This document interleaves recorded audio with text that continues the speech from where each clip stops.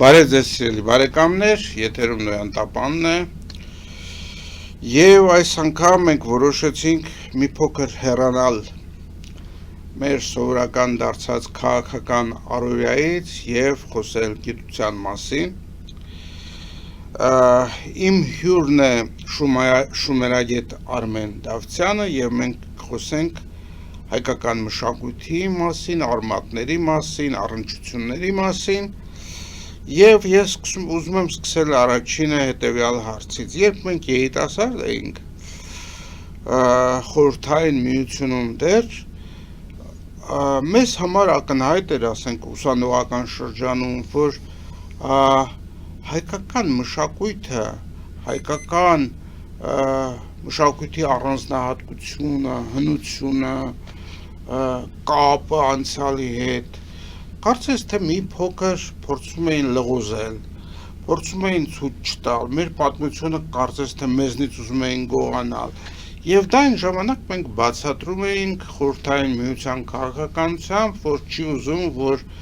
ազգերի մեջ այդպես մշակութային մեծ տարբերություն երևա, ազգային հպարտություն առաջանա եւ այլն, եւ փորձում են այսպես համահերթեցնել։ Բայց հետագայում, երբ որ խորհրդային միությունը փլուզվեց եւ Հայաստանը դարձավ անկախ, որքան էլ զարմանալի է, այդ ավանդույթը շարունակվեց Ուրարտուի մասին այդ առասպելը, որը նշվում էր որպես ոչ հայկական թագավորություն եւ ընդհանրապես այդ Ուրարտու բառաձևը, որը որ առաջացել էր պայմանականորեն, այսպես արմատացավ եւ Հայաստանում մինչեւ օրս էլ շարունակում են Ուրարտու բառը օգտագործել որպես ինչ-որ առանձին պետության երևույթի գաղափար։ Երբ շումերերեն ընթերցումներ են անում, տարբեր ձևեր փորձեցին, բայց ոչ երբեք հայկական լեզուն, չնայած նշում են, որ փորձել են, բայց իրականում չեն փորձել։ Կարող եք ինձ բացատրել, որտեղից է գալիս այս ամենը, ինչ բացատրություն անի եւ ինչպես մենք պիտի դա հաղթահարենք։ Նախ բարև ձեզ, շնորհակալ եմ հրավերի համար։ Շատ հետաքրքիր նյութ է եւ իսկապես մարդկանց մտահոգող եւ հաճախ նույնիսկ զարմացնող։ Խնդիրը հետևյալն է, որ սովետական միության ժամանակ բնական էր, որ որևէ կայսրություն շահագրգռված չի, որ այնտեղ ապրող ազգերը ունենան ազգային ինքնագիտակցություն։ Իրանք պետք է չունենան, բայց եթե ունեն արդեն, ասենք հայերի ունեն, ինչ պետք է անեն։ Պետք է գոնե եղածը նսեմացնել, եղածը քչացնել։ Դա վերաբերում է բոլոր կայսրություններին, բոլոր ժամանակներին, այդ իմաստով սովետական միությունը բացառություն չէր, բայց նաև ինքը շատ զգուշ էր, որովհետև լիքը ազգեր կային շատ տարբեր պատմական անցյալով, խառնվածքով, մշակույթով եւ տարբեր մակարդակի ազգային ինքնագիտակցություններով։ Մեկինը բարձր էր, մեկինը պակաս բարձր։ Դա չէր խնդիրը։ Խնդիրն էր, որ ընդհանրապես աշխարհում այդ ժամանակ կար նաև արևմուտքում թուրքերը շատ լավ աշխատում էին, սովետական միությունն էլ դեմ չէր, արևմուտքին դա տեղի սկսեց հատկապես երկրորդ համաշխարհայինից հետո, արևմուտքին նախ համոզեցին, որ հայկական լեռնաշխարհ ձևակերպումից սկսած եթե արևմուտքը, քանի որ գիտության մեջ դա ընդունված էր, հիմա գրում են Անատոլիա, արևելյան Անատոլիա, որ իբր չնեղանան ոչ մեկ, դրանից սկսած ասում էին, որ դա հիմնավորում է սովետական միության տարածքային պահանջները Թուրքիային։ Այսինքն քաղաքական մի հատ կուտ տվեցին, այդ կուտը շատ լավ կերան արևմուտքում, ասեցին գործ չունեք, Հայաստան բան մի ասեք։ Որովհետև հենց որ ասում եք Վանը, չգիտեմ, Մուշը եւ այլն Հայաստանն է, թեկուզ դուք պատմական գիտական աշխատություն եք գրում։ Դրանով դուք հիմնավորում եք սովետական միության տարածքային պահանջները նատոյական Թուրքիային։ Այսպիսով եւ արևմուտքը եւ Ռուսաստանը, սովետական միությունը լծված էին նույն գործին։ Թվում է թե գաղափարական հակառակորդներ են իրար դեմ պետք է բաներ խոսան, իրանք իրար դեմ բաներ խոսում են ուրիշ ոլորտում, հայագիտության մեջ իրանք համաձայն են։ Եվ կար մի ուրիշ բան, որ այսօր էլ կա, մենք պետք է չմոռանանք, որ բոլոր ազգերի մեջ, բոլոր ժամանակներում միշտ եղել է եւ կա մրցակցություն։ Մրցակցությունը ոչ ոք դեռ չի արգելել եւ վերացրել։ Մրցակցությունը այսօր էլ կա խանդ։ Հայերի պարագայում, ուրիշ երկրների պարագայում մեծ փողեր չեն ծախսվում, օրինակ սլովակների դեմ քարոզչություն աշխարհում։ Ոչ մեկ ավելորդ փող չունի, օրինակ չեխերի դեմ մեծ քարոզչություն անելու։ Հայերի հարցում կան լիքը շահագրգռված կողմեր, ովքեր միլիոնավոր դոլարներ են ծախսում, ի տարբերություն էլի եմ ասում, շատ այլ ազգերի, որոնց դեմ քարոզչություն չի գնում։ Հայերի դեմ գնում, որովհետև կան տարածքային խնդիրներ, պատճառներ, թշնամանք, այսինքն գեոքաղաքական հարցեր, որը իհարկե շատ խանգարում է օբյեկտիվ գիտությանը։ Մյուս կողմից այնուամենայնիվ գիտությունը բռնում է իր ճամփան, անցնում է իր ճամփան, սովորականից մի քիչ ավելի դժվար, բայց անցնում է, որովհետև գիտությունը այնուամենայնիվ զարգանում է, տեխնոլոգիաները զարգանում են եւ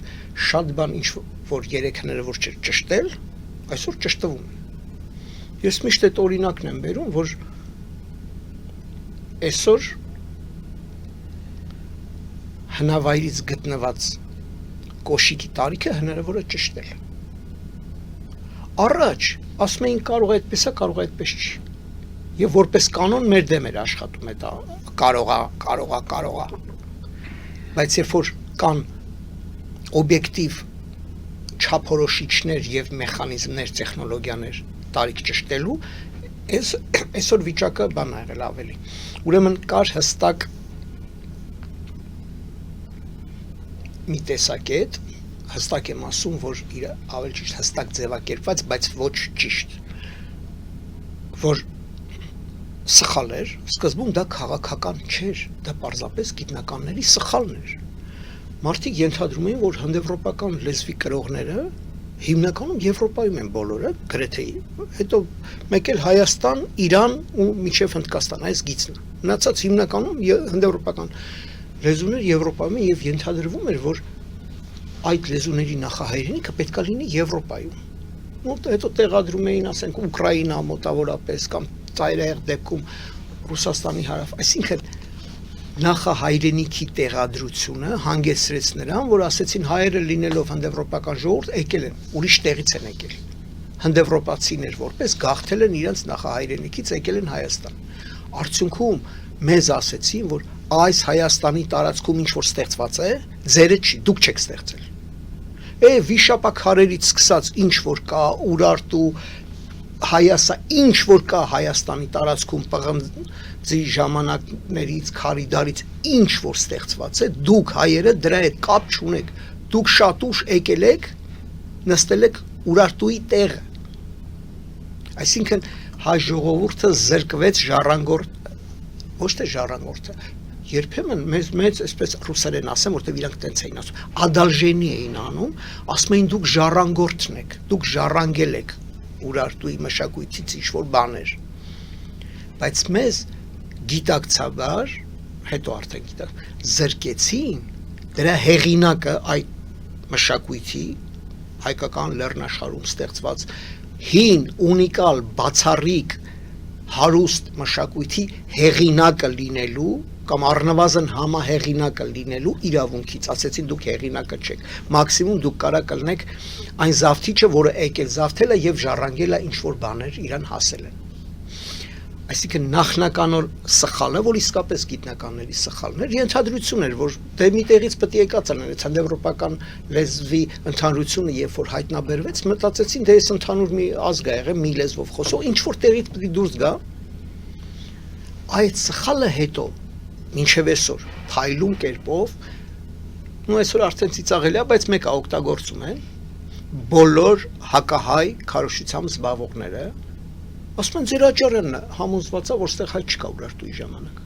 Մեզանից ինչ եք ուզում։ Այսինքն 100 տարի առաջվա սխալը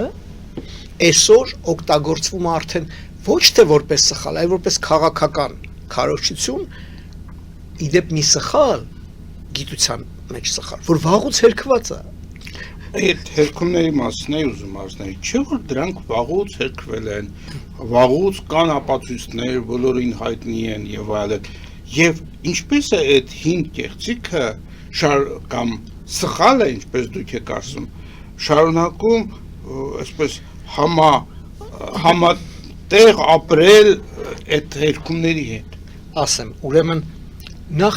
այնքան էլ այդպես չի, մենք հիվանդագին ենք տանում, իրականում այդպես չի, իրականում շատ բան փոխվել է եւ աշխարհում եւ Հայաստանում մեր վերաբերմունքի եւ աշխարհում գիտության գիտնականների կողմից Հայաստանում ստեղծվածի նկատմամբ վերաբերմունքը փոխվել է եւ գենետիկները ոչ հայ իդեպ գրում են, որ հայրը ստեղ ապրում են հազարամյակներով եւ հնագետներն են ասում, որ Urartu-ի եւ իդեպ հնագետների միշտ են ասել, որ Urartu-ի եւ հետագայում, այսպես ասած, Հայաստանի միջև մշակութային խզում, տարբերություն մենք չենք տեսնում հնագիտական նյութի մեջ այդ մշակույթը, այսպես կոչված ուրարտականը, որ հետո այսպես կոչված հայկականը դառնում, դա նույն մշակույթի օրինաչափ քայլ առ քայլ էվոլյուցիոն զարգացում, այնտեղ ուրիշ մշակույթ չի հայտնվում կամ չի խզվում նախկինը, այսինքն այդ ամեն ինչ ասվում է եւ ուրիշ բան, որ Հայաստանում մնացել են դեռ մարդիկ, ովքեր քիչ են իրանք արդեն, բայց դե մնացել են դեռ, դա կապված է բանի հետ։ Մարդիկ ջայր ժամանակ դիսերտացիա են պաշտպանել։ Այն ժամանակ եթե ասեին, որ Urartu-ն Հայաստանն է, այդ դիսերտացիան չէին կարող պաշտպանել։ Այսօր էլ մարդիկ դիսերտացիա են պաշտպանում բանակից ազատվելու համար, հո այդ դիսերտացիան չեն պաշտպանում, որ բան անեն, գիտությամբ զբաղվեն։ Իհարկե կան որ նաև մարդիկ ովքեր գիտությամբ են զբաղվում, ես դա չեմ հերքում, բայց այն ժամանակ էլ պաշտպանում էին իր, այսինքն պաշտպանողի համար կարևոր մի հատ չափանիշ կա, ոնց անենք պաշտպանության ժամանակ պրոբլեմ գլխացավանք չեն։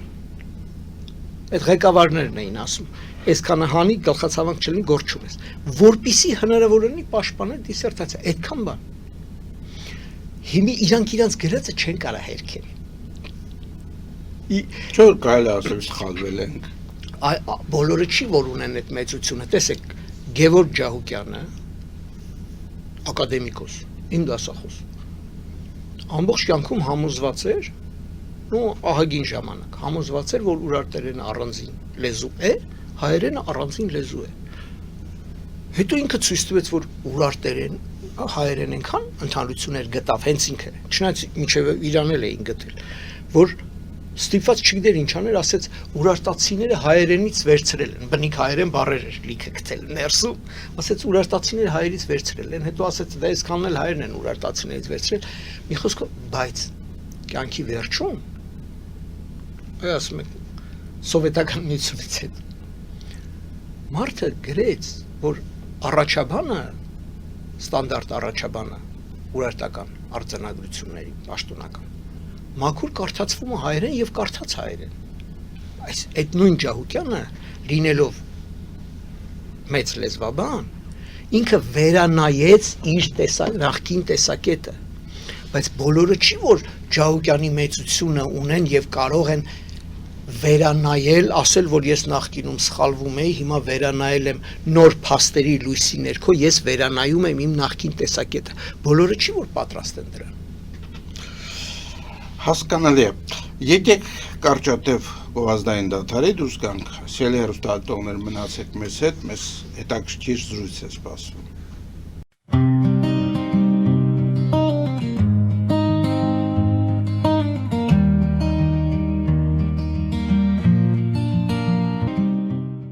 Ֆելիչե ժամանակակից ատամնաբուժական կլինիկա։ Այստեղ հարմարավետությունն ու խնամքն առաջնային են։ Այստեղ կիրառվում են ատամնաբուժական ամենաժամանակակից տեխնոլոգիաներ, ճշգրիտ ախտորոշում, Արդյունավետ բուժում, նուրբ փորձառություն եւ անհատական մոտեցում։ Սկսած սովորական մանրուքներից մինչև առաջադեմ ընթացակարգեր, այստեղ դուք գտնվում եք բարձր որակավորում ունեցող եւ փորձառու ատամնաբուժական մասնագետների ձեռքերում։ Մեր բարեկամական եւ հյուրընկալ անձնակազմն այստեղ է յուրաքանչյուր այցը հաճելի դարձնելու համար։ Ֆելիչե, ձեր առողջ եւ ամենաերջանիկ շպիտը սկսվում է այստեղից։ Եկեք եւ բացահայտեք նորարարության փորձագիտության եւ կարեկցանքի կատարյալ համադրությունը։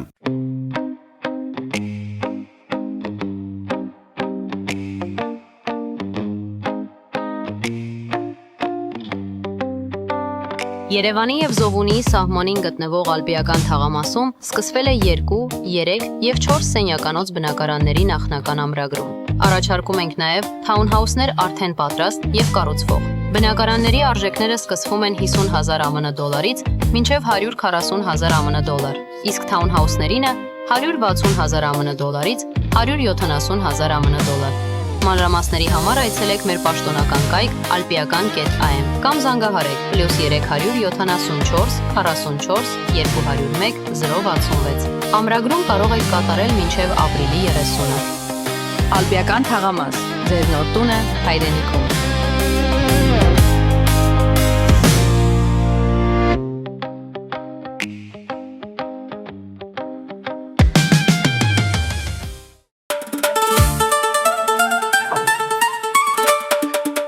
Երևանն եք ուղարկում։ Օթանավով։ Երևանն են ուղարկում։ Ստեղ ուղարկում են, Երևանում ստանում են $1.99 սենսացիա։ Այ սենսացիան է սա։ Ծրիա։ Իսկ ավտոմեքենաները կարող եք ուղարկել անհավատալի ցածր արժեքներով։ Նավով վճարում եք 1 արկղի համար, 2 արկղել անվճար։ Ասեք, Աշոտ դա ուղարկել։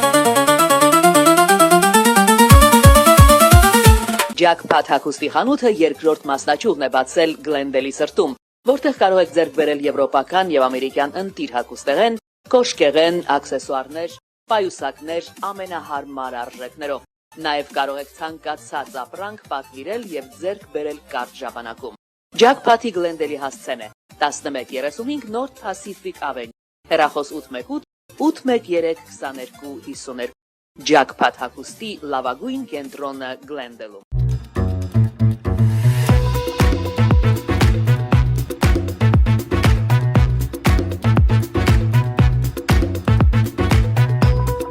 Արարատ ռեստորան, ընտանեկան եւ ընկերական ժամանցի լավագույն հասցե, սիրված արտիստներ, հյուրընկալ մթնոլորտ, հարուստ ճաշացան, անմահական խորտիկներ։ Արարատ ռեստորան, հասցեն անփոփոխ, սիրով սպասում ենք ձեզ։ Լավագույն պաղպաղակ, բնական, համեղ եւ մատչելի գներով պաղպաղակը կարող եք ձեռք բերել բոլոր հայկական խանութներում։ Պահանջեք հայկական պաղպաղակ, Թամարա պաղպաղակ։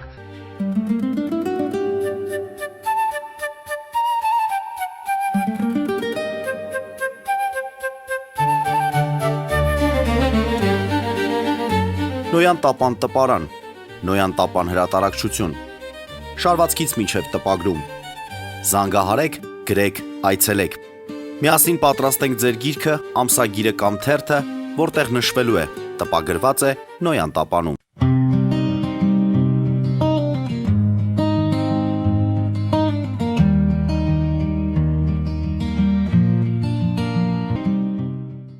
Մենք շարունակում ենք մեր զրույցը լեզվագետ, շումերագետ Արմեն Դավթյանի հետ եւ պարոն Դավթյան, ես կուզենայի մեր այս հատվածում նախորդ հանգամանալի նախաբանից հետո հարցնել, արդյոք շումերենի ընթերցման մեջ էլ այդ նույն օրենքները,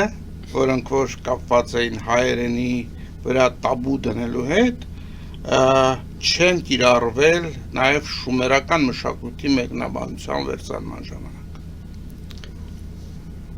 Մի անգամից ասեմ, սկզբում ոչ, որովհետև նույնիսկ չգիտեին ինչ լեզու է, եւ բանն այն է, որ երբ որ հայտնաբերվեցին շումերերեն գրերը, դրանք մշակութային ավելի ցածր վերևի շերտում հայտնաբերված էր աքադերենը, այսպես կոչված աքադ քաղաքի անունով, որ սեմական լեզվանտանիքի լեզու է, որը հայտնի էր արդեն գիտության եւ ավելի ներքևից հայտնաբերված շերտը, սկզբում մտածեցին, որ սրանց ուղի նախնիները պետքա լինեն, նման մի լեզու պետքա լինի, հետո հենց իրանք ասորագետները նայեցին եւ ասեցին, որ սա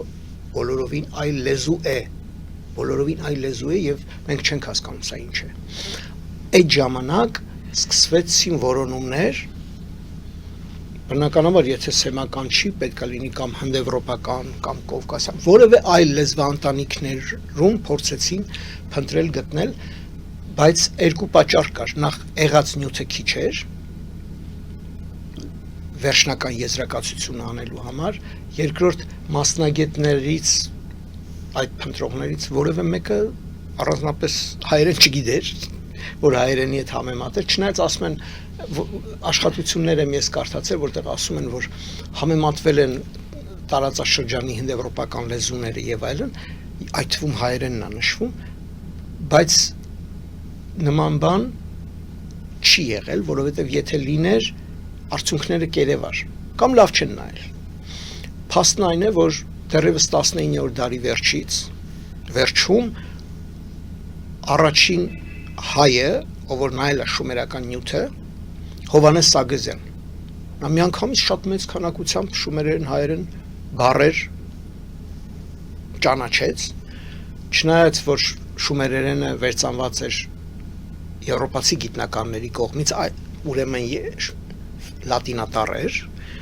բայց այդ լատինատառի մեջ նույնիսկ Հովհաննես Սագեզյանը ճանաչեց շատ մեծ թվով հայերեն բառեր, կրկնում եմ, սա այն ժամանակ էր, երբ որ շումերենի մասին շատ քիչ բաներ դեռ հայտնի։ Նույնը ինքը 9 թվականին տպագրեց, հետո Կարստը, Յոզեֆ Կարստ գերմանացի, շատ ավելի մեծ քանակությամբ շումերեն հայերեն բառեր ընդհանրություններ ցույց տվեց, հետո իհարկե Կարստին հայտարարեցին ֆաշիստ, հենց այդպես թերթում ասեցին սա ֆաշիստ է։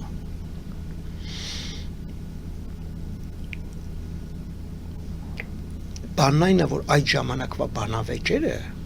շատ թունդ բանավեճեր էին, շատ երբեմն անձնական վիրավորանքներով, ծրպարտություններով եւ շատ այսպես պիտակավորումներով էր այդ բանավեճը գնում, որտեղ երկու մեծ խմբավորում կար, մի խմբավորումը այսպես կոչված հնդեվրոպաբաններն էին, որոնք ասում էին հնդեվրոպական իրանք ունեին իրենց փաստարկներ, որը ճիշտ էր, որ կա եղել է հնդեվրոպական ընդհանրություն, հայերենը հնդեվրոպական լեզու է։ Բայց դրանից իրանք բխեցնում էին, որ հայերը ստեղ բնիկ չեն, ինչը որ սխալ էր։ Մի խոսքով, այդ հակասությունները, որ հայերենը այստեղ կա, ակնհայտ էր, թե ուրարտական արձանագրությունների լեզվում, թե շումերերենի մեջ, այսինքն 9 թվականին Հովհաննես Սագեզյանն է իր հոդվածը տպել, որ մեծ հոդված էր, շատ ավելի մեծ աշխատություն տպել է Յոզեֆ Կարստը, շումերերեն հայերեն այդ ընդհանրությունը։ Այսինքն, եթե այդքան հայոց լեզու կա շումերական ժամանակներում մեր տարածաշրջանում, ոնց կարող այստեղ հայ չլինի, հայախոս չլինի։ Այսինքն, այդ աղաղակող փաստեր կային, որ հակասում էին մյուս տեսությանը։ Բայց մյուս տեսությունն էլ ասում էր, բա դուք ոնց եք դա բացատրում, սրանք էլ դեռ բացատրություն չունեին, որ ասում են ուրեմն հայերն են, այստեղ բնիկ են։ Բայց եթե բնիկ են, ուրեմն հնդեվրոպական հայր լեզուն պետք է տեղադրել այստեղ արդեն։ Այսինքն, այսպիսի մի խոսքով ներողություն, խնդիրը հետևյալն էր։ Հայերենը բավարար չափով այն ժամանակ չի համեմատվել, երկրորդ պատճառներն է, որ եղած նյութը, շումերական նյութը քիչ էր եւ ճշտված չէր։ Հետագայում, բայց նաև այն ժամանակ հույս կար, որ շուտով հեսա կգտնենք։ Եվ ձևակերպում էին չափանիշներ, ինչ չափանիշներ մշակենք, որ կարողանանք գտնել լեզուն։ Եվ չափանիշներից մեկը շատ հստակ էր, որ լեզվում, որ գտնենք շումերերենի համանունները, իսկ շումերերենում համանուններ շատ կան, ուրեմն դա այդ լեզուն։ Մի լեզվի համանունները չեն կարող կրկնվել մեկ այլ լեզվում։ Սա աքսիոմ է։ Կարծես թե հստակ է։ Հա։ Այդ համանունները էլի գտնվեցին հայերենում, դա արդեն արեց այդ մասին հոդված եւ գրքույկ տպագրեց Վիլեն Սաֆարյան, որից հետո ես ուրիշ ճանապարհով եկա դրան, ես եկա շումերական հայկական աստղագիտություն ուսումնասիրելու, աստղային տերմիններ, աստղային դիցաբանություն ուսումնասիրելու ճանապարհին հասա այնտեղ, որ հնագույն աստղանունները շումերական են, այսպես եկա եւ փորձեցի հասկանալ, փորձեցի կարդալ, պարզվեց դա հայերեն է։ Ես ասում եմ հիմա արդեն վստահորեն առանց բաների թեականն է, առաջ կասկածով էի ասում էի գուցե հնարավոր է նույն լեզվա ընտանիքի մեջ լինեն, նույն խմբի մեջ լինեն, հիմա այդպես չեմ ասում, հիմա ասում եմ շումերեն լեզու գոյություն չունի առանձին, հայերենից առանձին, դա այն ժամանակվա հայերենն է, ոնց որ 5-րդ դարը հայոց լեզուն է, ոսկե դարի գրափարը, 5-րդ դարի հայերենն է, նա էլ 25-րդ դարի հայերենն է, մթա 30-րդ դարի հայերենն է, մթա, բայց դա հայերեն է, ինչպես գրափարը հայերեն է, չնայած որ այսօր հայերենից շատ է տարբերվում եւ մենք նույնիսկ կարող է կարդանք ու չհասկանանք։ Ինչու եմ ես այդքան վստահ, որովհետեւ 3-4-5 հազար տարվա մեջ այդքան բառեր չեն պահպանվում նույնությամբ։ Տարբեր նույնիսկ ռուսերենն ու ուկրաիներենը, որ շատ ուշ են առանձնացել իրարից, այսօր ավելի շատ են տարբերվում, քան շումերերեն եւ հայերեն բառերը։ Խնդիրը հետեւյալն է, որ այսօր շատ բան է ճշտված արդեն շումերերենի հետ կապված, բառարաններ են կազմվել, բառարաններ լիքը գիտնականներ բանավեճեր են ունեցել, այդ բանավեճերում շատ հարցեր են ճշտվել։ Այսօր շումերագիտությունը մեծ պաշար ունի արդեն լուրջ եզրակացությունների գալու, բայց այդ լուրջ եզրակացությունների չեն գալիս մարդիկ, որովհետև հայերեն չգիտեն։ Երբ որ հայերեն ոչ մի հայ լեզվաբան շումերերեն չգիտեր, ոչ մի շումերագետ հայերեն չգիտեր։ Ասում եմ 100 տարի առաջ 2 հոգի է ուսումնասիրել եւ ապշելու արդյունքներ են ցույց տվել։ Մեկը Հովհաննես Սարգսյանը, մեկը Կարստը։ Հիմա մենք նորից վերադառնում ենք այդ 100 տարի առաջվա իրավիճակին, բայց արդեն ունենալով շումերերենի շատ ավելի հարուստ բառապաշար, բառարաններ, եւ հիմա արդեն հնարավոր է ավելին անել, եւ ես շումերերեն սովորելու ճանապարհին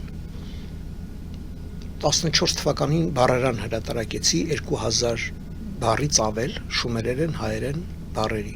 բայց այդ բառարանը ես նախատեսում էի եւ նույնիսկ գրել եմ այդ մասին, որ դա եթե դուք միկրոխիրուրգիական վիրահատություն պիտի անեք, ձեզ համապատասխան գործիքներ են պետք։ Այսինքն նախ պիտի այդ գործիքները պատրաստենք, այդ բառարանները գործիքներ են եւ նաեւ բառերը, շումերերեն բառերը պետք է ստուգել նախադասության կոնտեքստի մեջ։ Նաեւ այնտեղ շատ կան դարձվածքներ, այսպես կոչված բաղադրյալ բայեր, ոնց որ ժողովուրդը չի ասում պարել, ասում է պարգալ, ոչ թե լողալ, այլ լողտալ, ականջ դնել եւ այլն, սրանք դարձվածքներ են։ Այդպիսի դարձվածքներ շատ են օգտագործվում շումերերենում, որոնք շատ հաճախ չեն հասկանում ուսումնասիրողները, առանձին բառերը հասկանում են, ընդհանուր, քանի որ դարձվածքները շատ հաճախ փոխաբերական իմաստ ունեն, հոգ տանելը կամ ցավը տանելը դարձվածք է, որ եթե դուք այդ լեզվի կրողը չեք պատկերացնել, կարող է չհասկանաք ինչ է կատարվում։ Հայերենը նաև այս իմաստով ցույց է տալիս մեծ ծառայություն է մատուցում եւ կարող է մատուցել շումերերենը հասկանալուն։ Այսօր եկել ենք մի վիճակի, երբ որ ակադերեն բառարանների շնորհիվ շումերերեն շատ բաներ գիտենք, բայց այդ իմացածը չի բավարարում։ Այսինքն գիտնականը իր իմացած բառապաշարը ունենալով ակադերեն բառարաններից քաղելով փորձում է կարդալ տեքստը, երբեմն ստացվում է, երբեմն չի ստացվում։ Այսինքն, որովհետև այդ նույն բառը ունի իմաստային մեկ այլ երանգ, որ հայը գիտի, իսկ իրանք չգիտեն, որտեղ իրանք բառարանում չկա գրած։ Չնայած նույն բառն է։ Արդյունքում օրինակ կարող եք տալ։ Օրինակ ասեմ գրգիր բառը, գիրգիր, գրվում է գիրգիր, երկու սեպանշան, դիմաց գրված է բառարանում, գրված է զայրույթ, զայրացնել, զայրանալ, գրգռել։ բայց Արատայի մի պոեմի մեջ Ինանա դիցուհու խաղի եւ բարի մասին էր խոսվում, գրգիռը օգտագործված էր սեռական ցանկություն հարուցելու իմաստով, եւ բաները չէին հասկացել, թարգմանիչները չէին Զայրույթը ինչ գործում է այդտեղ։ այդ կոնտեքստում ու իրանք նույնիսկ ուղղակի գրել չէին թարգմանել։ Այնիշ դա նույն բառն է, այսինքն նույն բառի մեկ այլ իմաստային երանգը հայը իմանալով կամ այս պոեմի մեջ միտեղ կար կես բառն է, շումերերեն կես կիսի սեպանշանն է, որ նշանակում է կես, անգլերեն half, կես։ Բոլորը գիտեն, որ բառերանում այդ բառը ունի այդ իմաստը, գրած է half։ Բայց այդ նախադասության կոնտեքստում կեսը չէր բռնում, ասում է հենվելով մարդկանց կեսի վրա, այնինչ գրափարում կեսը նաև նշանակում է ոմանք, հոգնակիով երբ որ ասում ես, ասում է ոմանք էսպես են ասում, ասում է կեսպես, կեսը էսպես, ասում է կեսը էսպես ասում, կեսը այնպես ասում, կեսը այնպես ասում, այսինքն ոմանք էսպես են ասում, ոմանք էս, այսինքն հայերեն կես բառի իմաստային այդ երանգը իմանալով միայն half իմաստը, իրանք չէին կարողացել թարգմանել կոնկրետ այդ նախադասությունը։ Հայը գիտի, որ այո, դա կես բառն է, բայց տվյալ նախադասության կոնտեքստում դա նշանակում է ոմանք էսպես, ոմանք էսպես, ոմանք էսպես։ Ահա այսպիսի հայերենը ցույց է տալիս օգնում է ճիշտ անցալել կամ օրինակ միտեղ գրած է 1, թիվա գրած 1 եւ ող պլաց, երբ որ նախադասության կոնտեքստը կարդում ես, պարզվում ասում է մի լաց, մի ող։ Այդ դարձվածքը, եթե դուք ընդ որում այդ մին մեկ թվով է գրած բանի մեջ, տեքստի մեջ։ Այն անեկդոտ կա, չէ՞ որ ասում է մի ուրախություն, մի ծիծաղ, այդ մեկը թվով է գրած, իրանք, այսինքն կան դեպքեր, երբ որ հայ համար շատ բարձ հասարակ մի դարձվածքը իրանց համար հասկանալի չի։ Այս հատվածում ես կուզենայի, որպեսզի պարոն Արմեն Դավթյանը պատմեր իր հետազոտությունների մասին, իր ընթերցումների մասին շումերեն տեքստերի հայերենի միջոցով եւ այն եզրակացությունների մասին, որին դուք հանգել եք։ Նախ ասեմ, որ ես փորձեցի բառերը, որ տեսնում էի բառերանում եւ դարձվածքները հասկանալ նախադասության համատեքստում, ինչպես են դրանք օգտագործվում եւ ընդհանրապես տեքստերի մեջ, որովհետեւ շատ դեպքերում հենց տեքստերի մեջ ես հասկանում բուն բառը գտնում, ճշտում եւ այլն։ Մյուս կողմից ինձ համար կարեւոր էր Շումեր Հայաստան փոխհարաբերությունը, թե պատմական, թե քաղաքական, թե աշխարհագրական, թե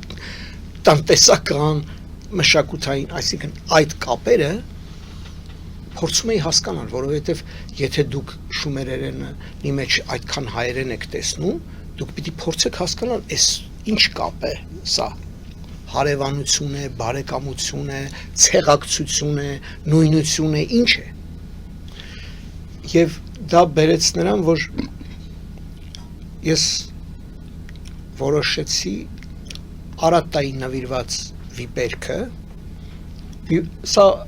վիպասանք կարելի անվանել, 4 վիպերքերից կազմված կամ 4 պոեմներից, նույնն է, այս 4 վիպերքերը կազմում են մի ամբողջ մեծ ցիկլ Արատայի եւ Ուրուկի փոխհարաբերությունների։ Ուրուկը քաղաք էր, աշխարհի հնագույն քաղաքն է համարվում այսօր հնագետների կողմից, այսինքն այն չափանիշները, որով քաղաքը կոչվում է քաղաք եւ այլևս գյուղ չէ, այդ չափանիշներին համապատասխանող հնագույն քաղաքը, որ հայտնաբերված է հնագետների կողմից, համարվում է այս Ուրուկը։ Ուրուկի եւ Արատայի գերակայության համար մրցակցությունը ստեղծել է շատ գեղեցիկ վիպերք,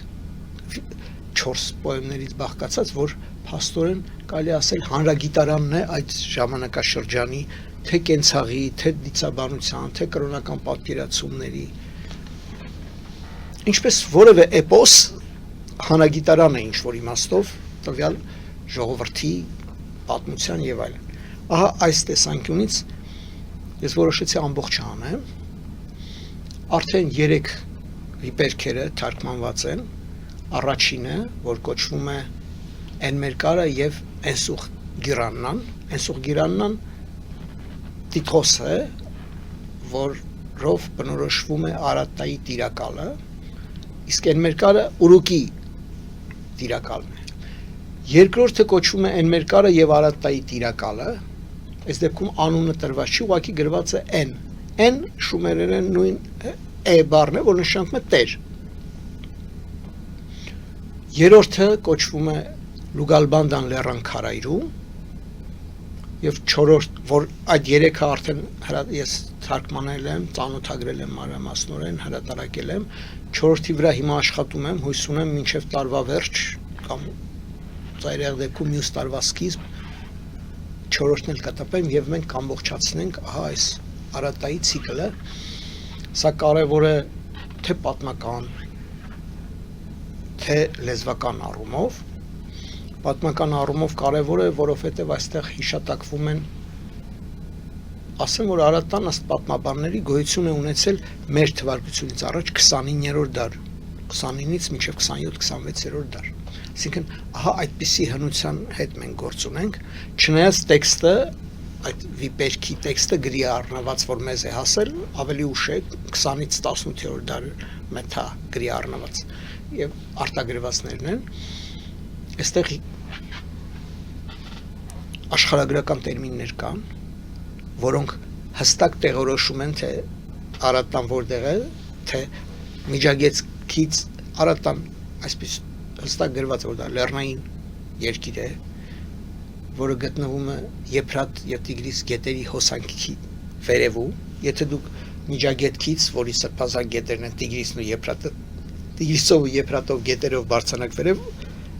հենց որ սկսվում են լեռները, սկսվում է հայկական լեռնաշխարհը։ Այսինքն բոլոր հնարավոր տարբերակներով դուք հայկական լեռնաշխարհից բացի ուրիշ տեղ չեք կարող դուրս գալ Տիգրիսով կամ Եփրատով։ Նաև այնտեղ կոնկրետ լեռնանուններ կան եւ այլն, որոնք հստակ ցույց են տալիս, որ Արատտան գտնվել է հայկական լեռնաշխարհում առնվազն։ Նաև կենտրոնը, քաղաքը, ինքը մեծ պետություն էր, այն ժամանակ դա կոչվում է Արատտա քաղաքի երկիր, որպես այն ժամանակ երկրները շատ հաճախ կոչվում էին քաղաքի, ինչպես Հռոմը։ Հա, Հռոմը կայսրությունը, բայց կոնկրետ քաղաքի անունով էր։ Սա ծանոթագրությունները մանրամասնորեն վերաբերվում են թե լեզվաբանական նյութին, ես այդ օրինակը երբ որ բերեցի, կեսը, ես պատկերացրեք աքադերենի բառերանը, որտեղ աքադները գրել են շումերերեն սեպանշանը դրել են, դիմացը իրենց վանկագրով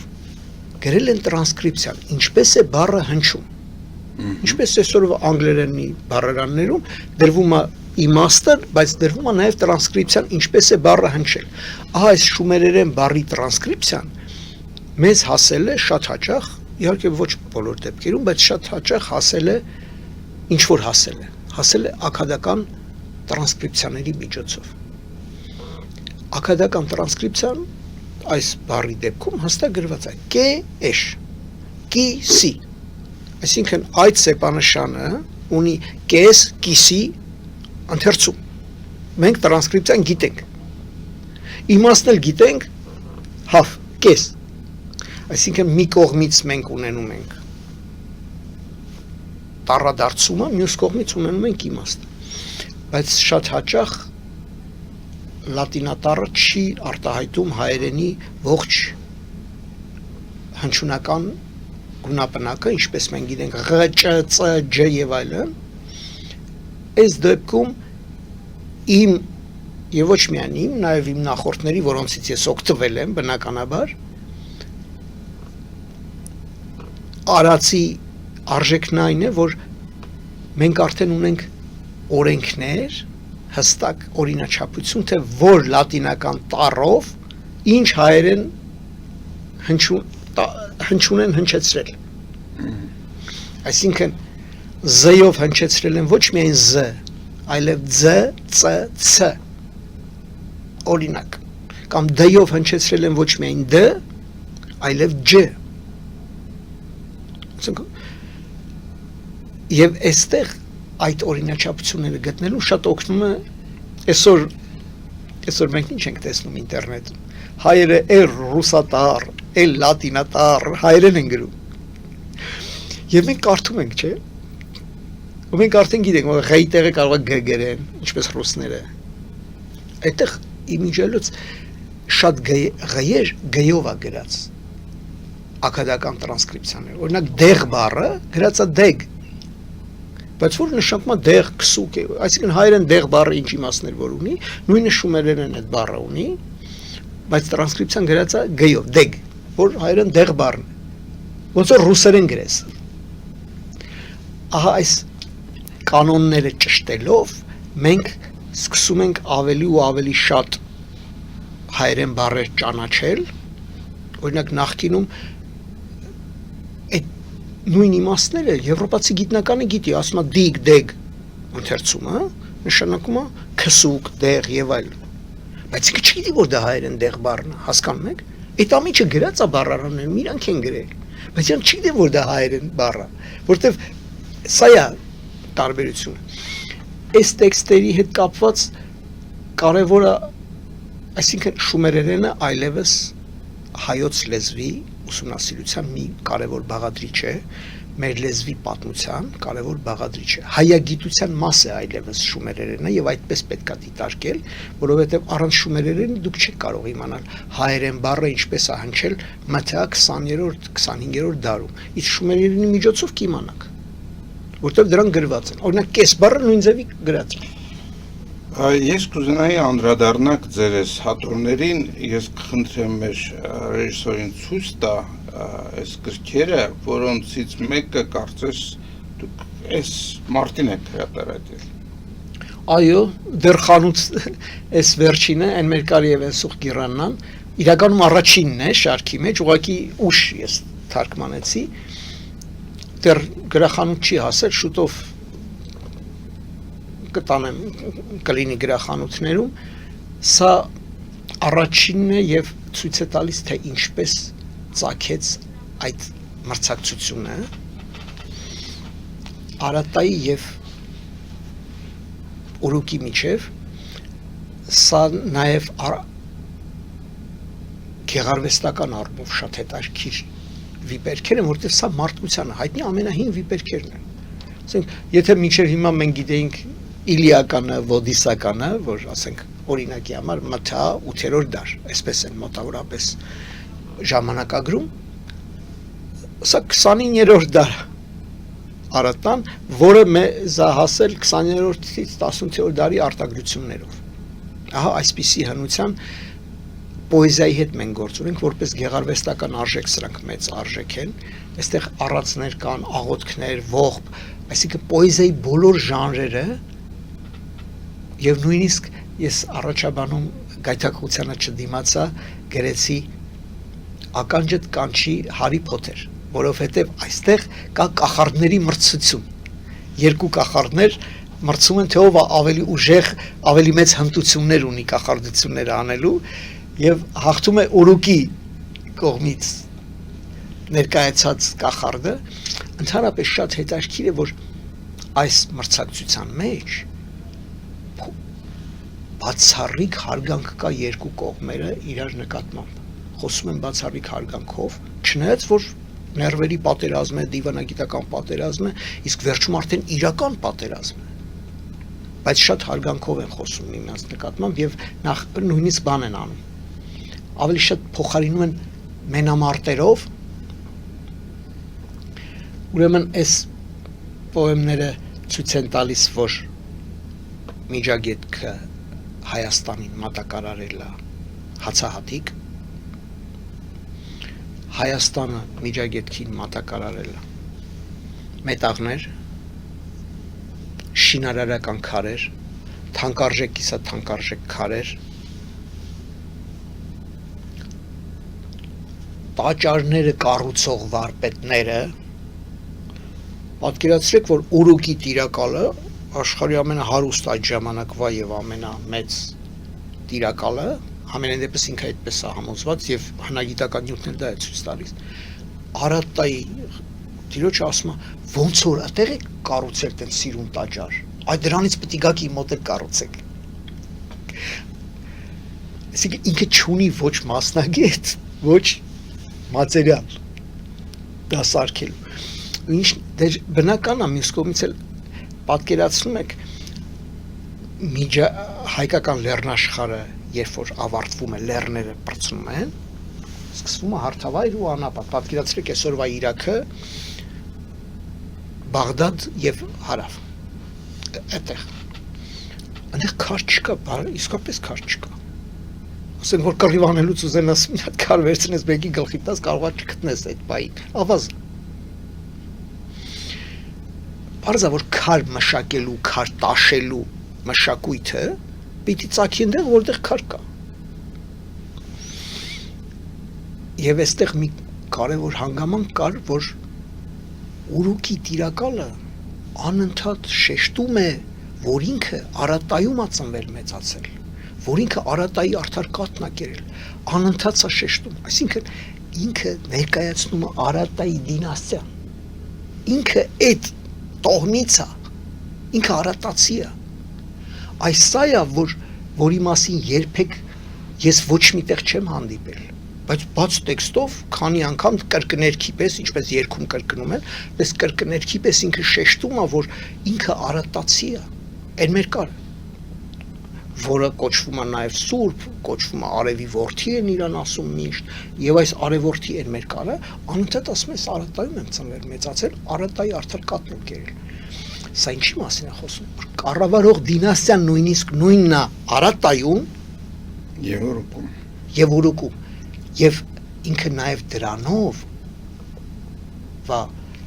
հիմնավորում իբրև լեգիտիմիզացիա, որ ինքը իրավունք ունի Արատայի վրա գերիշխանություն ունենալու, որովհետև այդ բանավեճի ժամանակ Արատայի տիրակալ ասում է դու ով ես, ասում է ինաննա դիցուհին, նա ինձ, այսինքն Արատայի տիրակալին տվել լեռնանցքները հսկելու, պահելու միսիան, լեռնաշխարհի մուտքերը հսկող դռները, լեռնանցքները ես եմ պահում, դու ով ես, այսինքն այն ինչ որ հետագայում կոչվում է դրունք հայոց, հայկական լեռնաշխարհի բոլոր մուտքերը կոչվում են դռներ, դրունք հայոց, ճորապահակը, բոլորը դռներ են կոչվում, այդպես դուռ գաղափարագրով էլ գրած է, որ այդ դռները պահողը ես եմ, այսինքն այնպիսի հսկայական ինֆորմացիա կա ստեղ, պատկերացեք, որ ավելին, այստեղ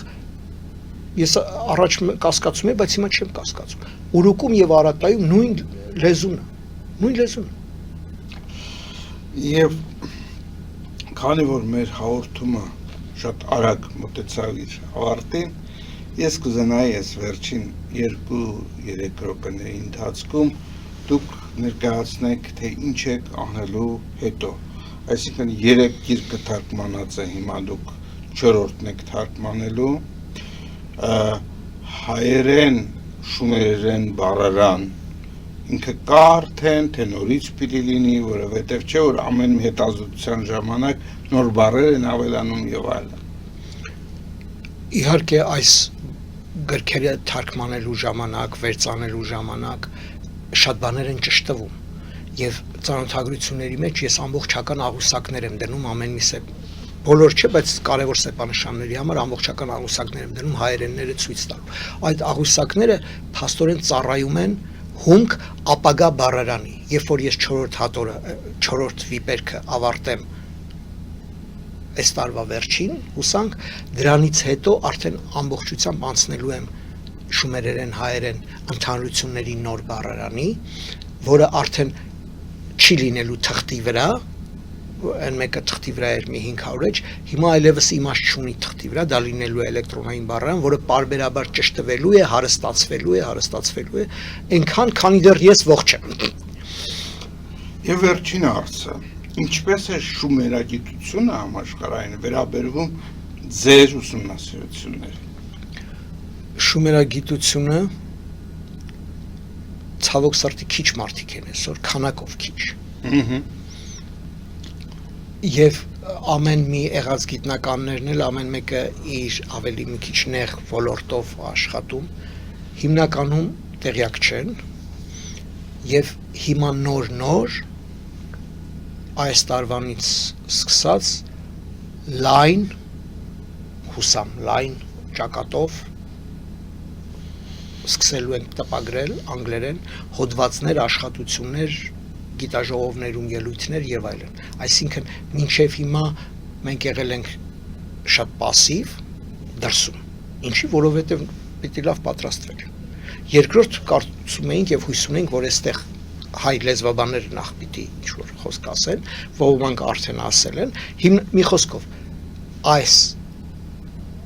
տարվանից սկսած մենք լայն ճակատով գրոհում ենք միջազգային ասպարեզ մեր նյութը հրանցնելու,